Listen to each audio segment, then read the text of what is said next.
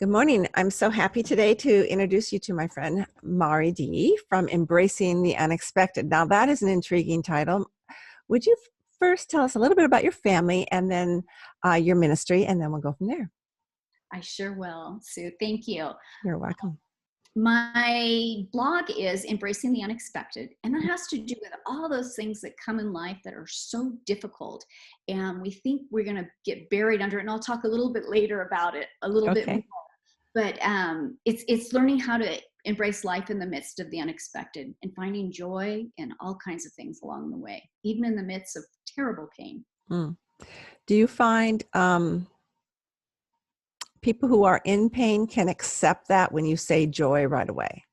No, I think you have to learn it, and I had to learn it. I Mm-hmm. think that you have to learn that two things can be true at the same time. So you can have pain and you can have joy at the same time, and one will not cancel the other out. That's And if profound. That's we worth the believe price that, of admission yeah. right there. And once we believe that, we can have both. But sometimes you don't feel entitled to have joy when the circumstances are so hard. Mm-hmm. Okay, say that again. I'm writing it down so I can put it in the notes. But Okay. two things can be true at the same time, pain and joy. Is that what you said? Yeah, two things can be true at the exact same time. You can feel joy and you Mhm. can feel pain, and one does not cancel the other out. That is so profound. Let's back up. Tell me a little bit about your family and then your ministry. Okay, I have three children, and I've been married for, I think it's 32 years Me now. too. And I could be off on that, but I think I did the calculation right. And I live part-time in California, in Southern California, and part-time in Utah. Why is that?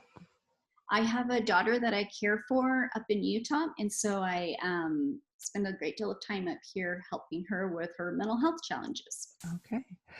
And because we're in COVID now, and who knows what will be like by the time this is published, we don't really know our future, do we? But the funny thing that strikes me is we never know our future. We just think we do. And COVID has made us, I think, made me more aware that, oh, yeah, you really don't know what's going to happen tomorrow. And that's why Jesus said that. Don't worry about tomorrow. So true, Sue. So true. Tell Yeah. me about your ministry and how it got started.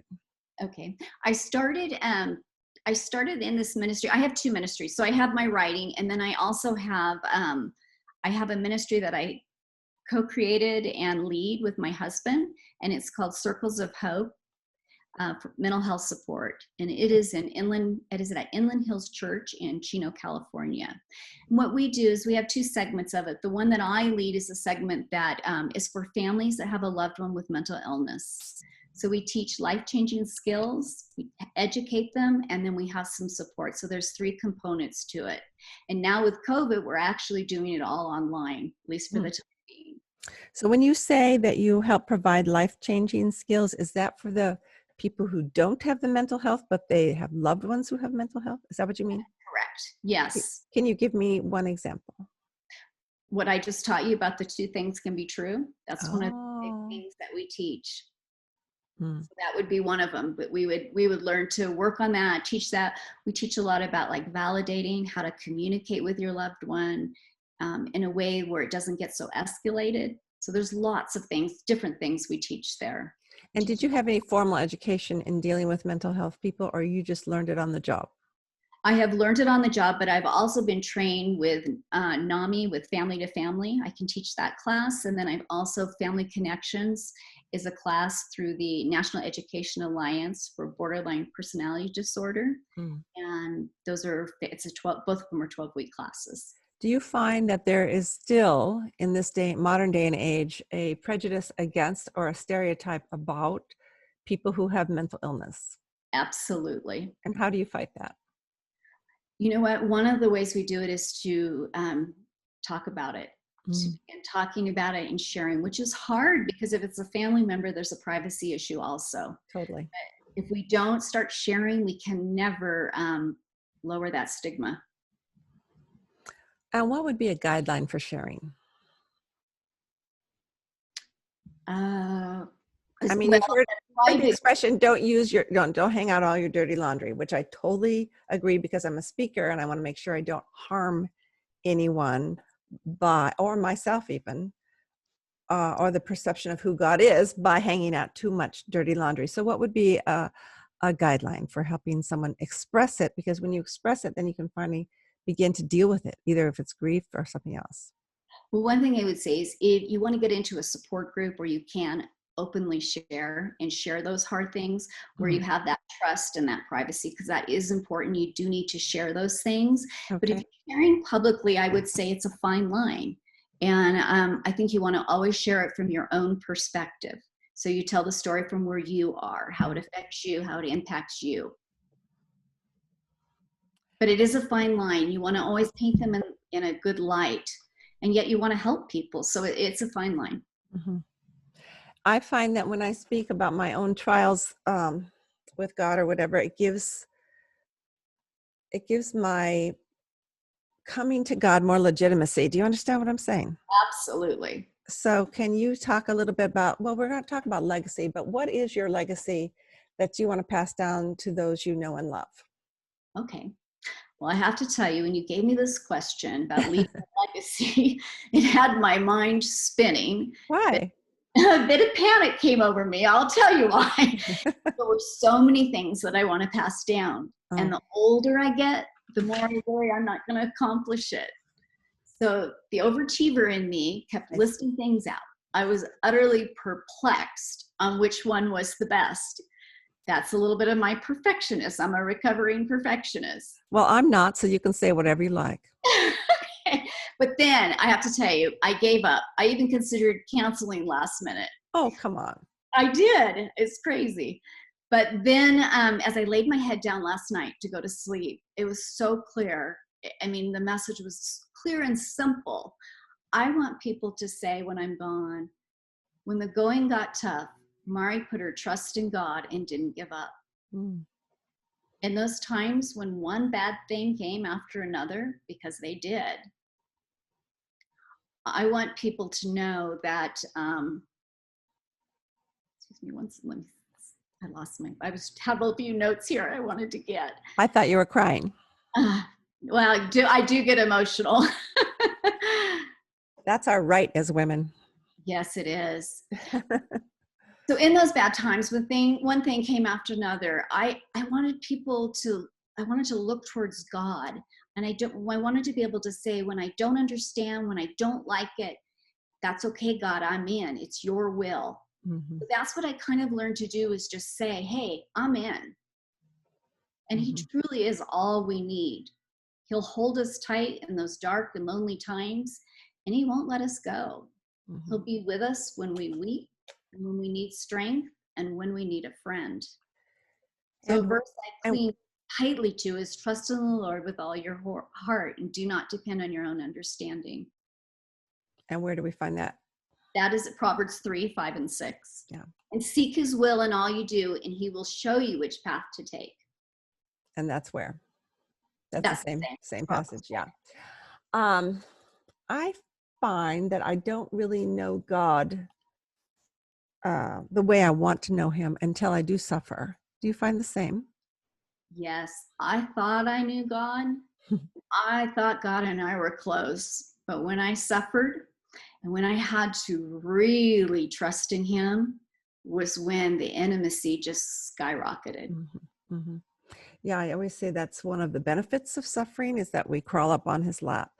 A dear Absolutely. a dear friend of mine, she's 95. She told me years ago that with trials, which she's had, you either become bitter or better. Yes, And that can happen even as we grow older. We think we know God, we think we trust Him, and then we go, "What? This again?" exactly. What caused you to want to go in the mental health area? Because it is kind of unusual. Well, one of the reasons I went into it was because my children, I never in a million years would have gone into it or dreamed of it. It wasn't on my radar. But because my children suffered is how I jumped in. And I'm one of those, I jump in with both feet. Okay. But See, it was way God, beyond me. So I knew I had to grab God's hand. I couldn't do it. hmm. um, how old were your kids when you, can I ask that? About 14. Both of them. About that. About 14 through 16, right in there. And did you immediately start questioning God? I don't think I did, to be honest. I don't think I did immediately because I think I just jumped in. Jumped in to help. Yeah. Hmm. I think it Some, was later that I began questioning, but I didn't spend a lot of time questioning. I remember meeting with our pastor, and he looked at me and he said, you know, Maree, you're going to have to make a decision right now. You're going to have to decide whether you're going to trust God. mm, Trust him if they're healed, trust them if they remain sick, and trust them even if they die. hmm, And so he goes, you have to choose that. And that was the best advice I ever got. So mm, I chose to trust God. So when I falter in that, because I do falter in that trust, and I do get ahead of God at times, but when I falter in that, all I have to do is remind myself, I already made the choice. I mm. chose to trust him. What do you mean by the expression get ahead of God? Because I think all of us do that. We're busy girls. Well, something happens, or I decide to do something and I just jump in with both feet. I'm one of those. I'm a doer. And Mhm. so sometimes I jump in and then I look back to see if God's coming. And Mhm. so I have to then rewind a That's little a good one. bit, Come on, God. I'm in charge here. and it's like, isn't this what you wanted me to do? Yeah. Please, please support it. Yeah. And a lot of times it isn't. Yeah, And I, it's like if I've been asked to speak on something, I go and I look for scripture to support what I already want to say. And then yes, God stops me and says, let's look at me first. Let's look yes. at truth first, and then I'll bring along your illustration. Yeah. No, that's so true. Yeah. Yeah. I think I wait on God until I don't. Yes. Mhm. Yeah. How are you currently doing that? You've already explained a little bit. You're involved in a lot of mental health groups and supporting. We're going to put those links, by the way, in the show notes for those of you who are listening. If you have any, if you yourself struggle with mental health issues, as well as people that you love who do, and how to best support them. And also, isn't it a support service for them?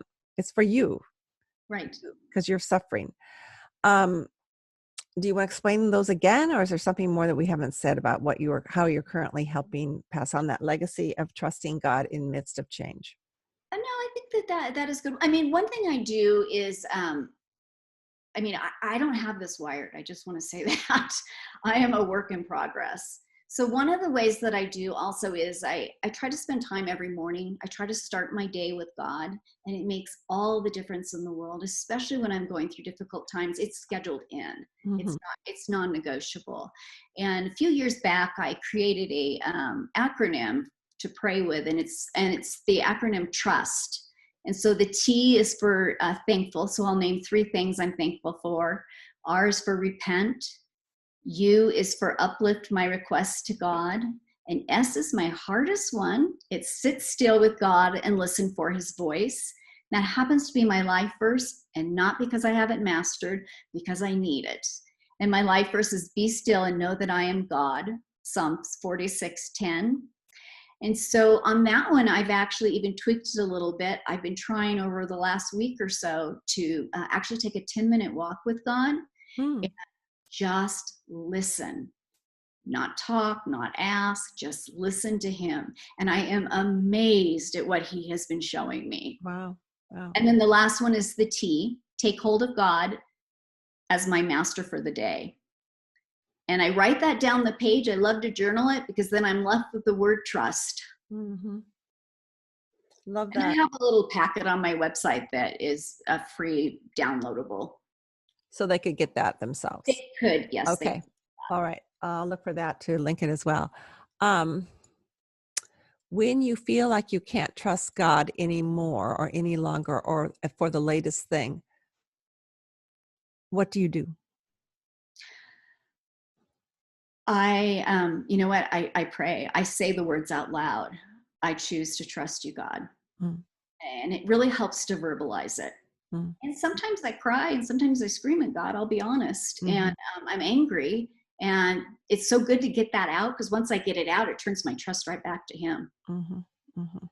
But not everyone turns back to God through their anger. You don't. Right. No. I was reading the book of John last week, and it said that Jesus was troubled. And I thought, okay. And then he talked to himself. And I thought, all right, I can talk to myself when I'm troubled, get it out there, but realize that God is sovereign. Yes. Yes. And I Uh, think consistently reading his word is another thing that's in my morning routine. mhm, You know, and even stories that I think, oh, I could skip that today. and because I'm reading through the Bible in chronological order, and sometimes I Yeah. think, well, I'll just skip that today. I already know that story, and something pops right out. Yeah. Yeah. It teaches us a lesson, doesn't it? Yes, Um, have you had to make any changes or overcome obstacles to make this legacy of trust happen? yes, lots and lots of things. Give me a But couple. I think the main thing is, you know what? I have to get out of God's way. I get in His way a lot. I'm strong. He built me strong, and sometimes I try to rely on my own strength, and so I have to just move over. And sometimes I have to quit arguing with God when it makes no sense. And I think I already mentioned the hardest thing is getting out of His way, or getting ahead of Him. Can you give me an example? Um, sure.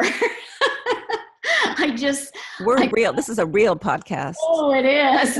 I just got super excited. I was at a writing conference and I got super excited about reaching out and connecting with other women who are in the mental health field. Now, that's not a bad thing, and I'm still glad I did that. Mm-hmm. I didn't pray about it. I didn't ask God about it. And it was like I was going to do this big thing. And it's like, wait a minute, God asked me to write a book right now, Yeah. not start something else. That's for, next year or the year after.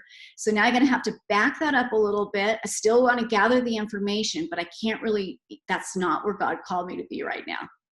And did you laugh at yourself or berate yourself? Both. Here I I think go again. I think I laughed more and shared Yeah. it a little bit with my husband, and he kind of looked at me like, "Oh, it sounds like you." Yeah. Yeah. Um, for those who are listening who God did not make strong, Mhm. do you have any wisdom to share with them? Yes, I do. God will equip you. Mm, You may think that you're not strong, but He will be with you every single second. mm, And He will build you up, and He will give you the strength that you need for that moment. mm. You don't have to think about all the future moments, just that moment. When I think there's nothing harder um, than to see our children suffer. Absolutely. I heard a missionary when I was in college say that the hardest thing was being worried about her small children on the mission field. I don't know why that stuck with me. I don't even remember her name.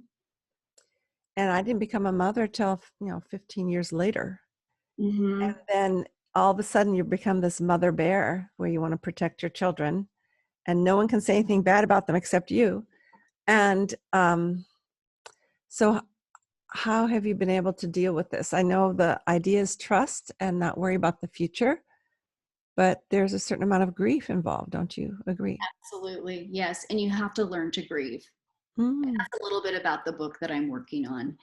You have to learn to grieve, and you have to learn to grieve because nobody around you even knows that you need to. They can't see your losses. Your friends that don't struggle with the same thing can't understand. And mm. so you have to learn to grieve with God. So you're really alone in your grief, except for your support groups, except for your husband. Yeah. Mhm. But And even your husband, you grieve at different times. of course, yeah, which is good. Yes. It's like where it says in Ecclesiastes, when one falls, the other pick them up. Well, there's no one, if you're not showing people that you're falling, they can't even reach out to help you. Right. And there might be someone listening today who is grieving alone, and God does teach us a lot when we're alone with Him, but He may want you to express your grief to one other person who can help lift you. Absolutely. You need other people. You need Yeah. God, but you need other people too. Yeah. I always like to say if God didn't want us together, He would have put us all on our own planets. Right. But we're Yeah. all on this one big planet, and it's a mess right now. And it's teaching us to trust more, isn't it? The whole It thing. is. It Everything. is. Right, right. Would you like to leave us with any last minute bit of wisdom? You've given us so much already. I'm so thrilled you didn't give up and cancel today. I'm glad too, Sue. It's so nice meeting you. I would say that I just want to reiterate, you have to choose to trust God up front, no matter what the outcome might be. Mm-hmm. When those unexpected circumstances come your way, because they will, you don't have to waste any more time trying to figure out whether you are or you aren't going to trust God, because you already did it. Just Mm-hmm. trust Him. You merely have to remind yourself you've already made that decision. Mm-hmm. Then I Yeah. would say Be ready when he whispers in your ear to do something that seems outrageous and beyond you. All Hmm. you have to do, grab his hand and go. He will equip, he will strengthen, and he will be the one to help you persevere. Hmm. He will make your life count. Hmm. So I think true. so many times we get so hung up on wanting to make a big splash. Hmm. Now, I think the other thing is that one person is worth it. I Yeah. mean, help that one person. If you only helped one person in your life, that is enough. Yeah. I just watched Chariots of Fire again the other night, and the one runner was so worried about not leaving a legacy. Mm-hmm. And then also watching Hamilton, the musical about Alexander Hamilton, so trying to get over his background and leaving a legacy. Um, and yet God just says, "Follow me, and I Mm-hmm. will make your life count." Thank you, Maree. It's been a delight and a pleasure, and instructive as well as encouraging. Thanks so much for joining us today. Thank you, Sue.